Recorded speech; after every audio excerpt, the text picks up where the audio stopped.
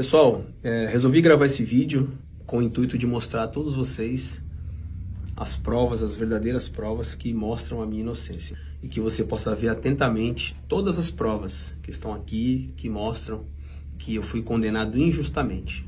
Olha, ninguém sabe o que eu tenho passado, né? Nos últimos anos, você ter sido condenado injustamente. Desde a primeira vez eu sempre tenho frisado que eu sou inocente e ninguém tem me dado ouvido. Você ter as provas, você querer falar e você não poder falar. Eu sempre fui instruído aos meus advogados a não falar nada. Ninguém sabe quantas vezes eu já chorei, quantas vezes a minha família já passou por dificuldades. Nós temos filhos, nossos filhos vão à escola, minha esposa anda como qualquer ser humano normal.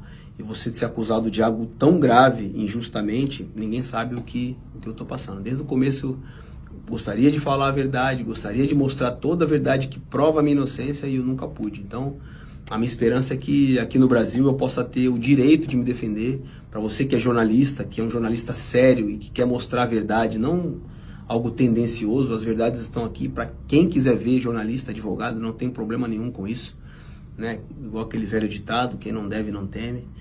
Mas em determinado momento eu pensei que eu estivesse num filme, de você estar sendo condenado por algo que você não fez. Você tem as provas que mostram isso, você quer mostrar a sua verdade, você também não pode falar, porque estava em segredo de justiça, mas agora eu estou falando. Então a minha esperança é que a justiça seja feita e que todos possam ver a minha inocência. Olha, para todos aqueles que me acompanham desde criança, que se algum dia eu fui uma inspiração dentro do futebol para alguém, aí estão as provas que eu jamais cometi um crime. Sempre procurei dar um bom exemplo para vocês. Obviamente que já cometi os meus erros e hoje sou outra pessoa, mas jamais eu cometi um crime. Aqui estão as provas.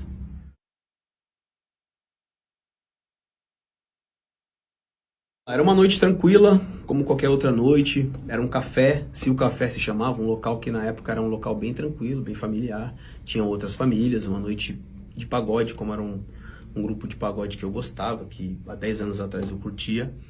E nós resolvemos ir no pagode, né? Em determinado momento do pagode, a minha esposa decidiu ir para casa. Como eu ia treinar no outro dia, falei para ela que ia ficar poucos minutos a mais e depois eu já ia embora.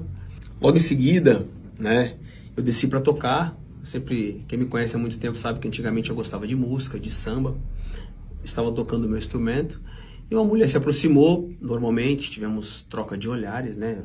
Automaticamente eu deixei o meu instrumento e nós começamos a conversar. Antes da mulher que se aproximou, e eu só vi saber isso depois, nos autos do processo, está aqui no processo, não é a imagem minha, existiu uma troca de mensagem entre a mulher que nos acusa e um outro rapaz, que estava combinando, né, de só se aproximar de mim assim que a minha esposa saísse do local. Então eu só vim saber depois, nos autos do processo, que já existia uma combinação para se aproximar de mim. Não foi eu que tomei a iniciativa de nada. Fomos para um lugar bem próximo dali, que é uma chapelaria. Na Europa tem muita chapelaria, devido ao frio, as pessoas costumam deixar os seus casacos ali, casaco, boné. Qualquer pessoa poderia entrar, sair, não tinha nenhuma porta. Eu não levei ninguém para nenhuma porta, não tranquei ninguém numa porta, não foi eu que tomei a iniciativa. E era um local que qualquer pessoa poderia ter visto se tivesse acontecido algo diferente, algo estranho. Não aconteceu nada de diferente. Ficamos cerca de poucos minutos, algo consensual, e logo após eu fui embora para minha casa. Era um local que tinha muitos seguranças, era um local que era aberto. Olha, gente, eu fui acusado de ter tido um encontro com uma mulher enquanto ela estava inconsciente, que não é verdade. Ela estava dançando, ela estava conversando normalmente com todas as pessoas, nós temos imagens e fotos.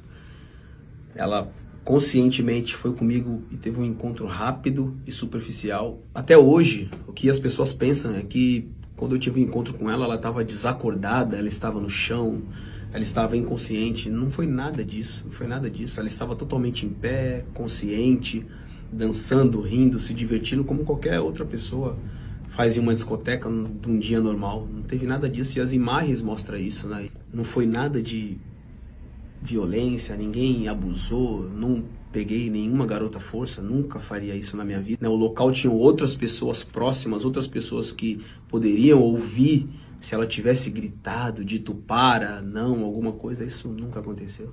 Como pode uma garota estar totalmente inconsciente? Como pode uma garota estar totalmente embriagada, como ela diz estar, e minutos antes ela estava mandando mensagem dizendo que só se aproximaria quando a minha esposa não estivesse no local. E minutos depois também ela manda uma mensagem totalmente tranquila para a amiga, perguntando onde a amiga está, você está aí, você pode vir me buscar. No depoimento que ela deu à polícia, ela disse que foi violentada por 6, né?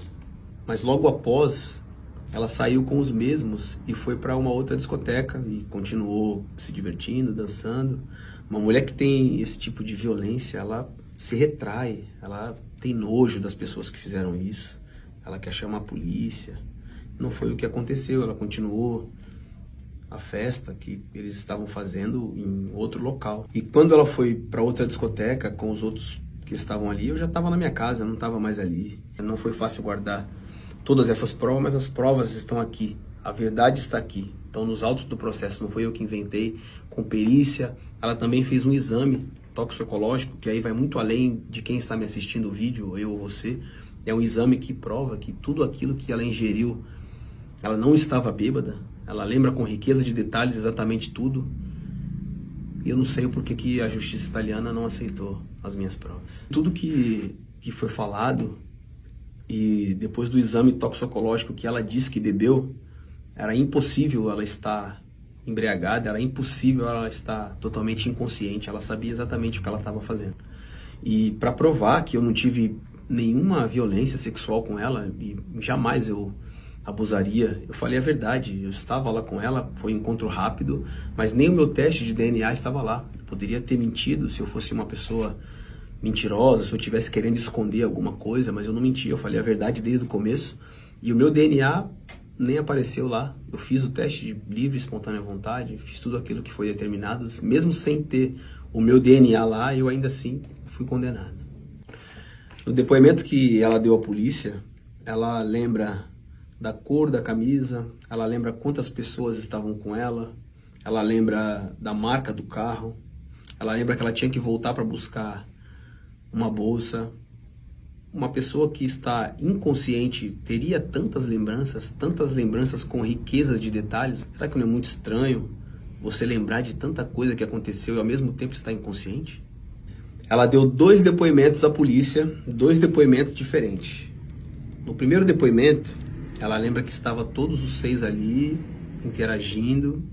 No segundo depoimento, ela já lembra com mais riqueza de detalhes que eu tive uma intimidade com ela. Ou seja, 4 meses depois, ela lembrava mais. No primeiro depoimento, ela fala uma coisa, ela não lembra. No segundo, ela fala outra. Já mostra a incoerência na versão dos fatos dela. No primeiro depoimento em Bérgamo, ela lembra com riqueza de detalhes de todos os rapazes que estavam ali. Mas ela estava inconsciente. Difícil você lembrar estando inconsciente. No segundo depoimento, que foi em Milão, aí ela já lembra que tivemos uma intimidade entre eu e ela, que foram 2 meses a mais, ela disse que lembrava. Então, existe essa incoerência. Diante de tantas provas assim, contundentes, provas que são gritantes, que mostram a minha inocência, não tenho uma prova nem duas, eu tenho várias provas que mostram que não é verdade a acusação que me fizeram, isso só me leva a crer que esses mesmos que me condenaram são os mesmos que permitem com que aconteça inúmeras vezes história de racismo contra inúmeros estrangeiros fora do Brasil, né? Joguei na Europa durante quase 10 anos e só no Milan joguei 4 anos. Nesses 4 anos eu vi várias e várias vezes história de racismo. Já teve jogadores como Mario Balotelli, que era um jogador que se naturalizou italiano para jogar na Itália, e ainda assim ele sofria muito. Ninguém me contou isso. Muitas vezes eu tentei acalmá-lo porque ele estava chorando no vestiário. E a quantidade de vezes que eu falei, Mário, tranquilo, esquece isso, vamos jogar futebol. Joguei com outro jogador chamado Prince Boateng, que em determinado momento ele tirou a camisa do Milan. Você pode ver aí nas imagens, ele tirou a camisa e pediu para não jogar mais, porque ele não estava suportando aquela situação de racismo. Então esses mesmos que não fazem nada, que não tomam nenhuma providência sobre racismo, são os mesmos que me julgaram, que não dão nenhuma voz para um negro que está tentando se defender, que tem provas aqui, provas cabíveis, que está tentando provar sua inocência, mas que eles não dão voz. Eu tenho absoluta certeza que se fosse com um europeu, que se fosse com um branco, com certeza o meu julgamento teria sido totalmente diferente. Galera, deixe sua opinião aqui nos comentários, dá um joinha e se inscreva no canal para ficar por dentro do mundo da bola. Até a próxima!